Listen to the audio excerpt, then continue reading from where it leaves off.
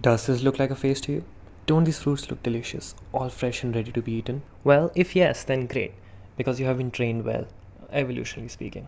These quirks of yours are important when it comes to survival, and can at worst lead you to believe seeing Jesus in a toast or getting a mouthful of facts. For what is a slight inconvenience in our case can be a matter of life and death in the case of some animals. So let's talk about dragonflies. There are seasons when their populations explode, and you can see them flying everywhere. I took this video then. Can you spot the dragonfly? Can you see what it's doing? No? Well, I don't blame you. It's pretty hard to see, but here's what's happening. The dragonfly hovers over the floor and then dives towards it, just touching the surface and then comes back up again. I had seen dragonflies bob up and down in the air, but the bouncing jumping motion on the floor was entirely new. So, why is the dragonfly doing any of this? Well, short answer, it's confused and it's trying to lay its eggs. The shiny surface of the floor is reflecting light pretty much the same way a body of water does, which are places where the dragonflies lay their eggs. So if something looks like water, it's thought to be water. This is what is known as an evolutionary trap. The cue that an organism would get from its resource is instead received from a useless artificial object which attracts the organism. And as with everything wrong with nature, humans bear a good chunk of responsibility for this. It happens all the time. Baby turtles move towards hotels instead of the sea because they follow the lights.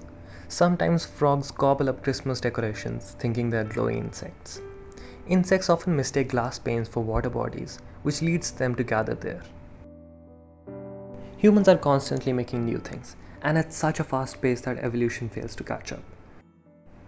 It's also very convenient to make a mistake and take no responsibility for it. Such was the case of a butterfly called Edith's checker spot, wherein a whole population died. This was after they became dependent on an invasive species which was introduced by humans. Nature has a really nice video on it in which they explain the story quite beautifully with hand puppetry. But there's still hope. There is a famous story of evolutionary trap which exemplifies how humans can do their best to correct the mistakes they have made. It all started when two biologists in Australia saw a male jewel beetle trying to mate with a discarded beer bottle. They soon realized that the surface of the bottle was very similar in coloration and texture to a female jewel beetle's, which led to the males getting really confused and also really turned on. The scientists wrote about the incident in their paper and how the carelessness had led to the decline in beetle populations.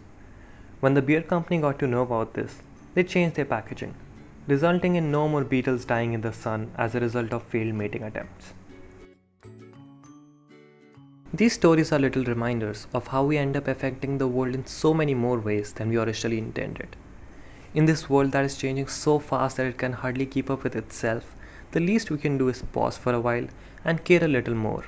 Because every day we make decisions that matter very little to us but might decide the lives of others.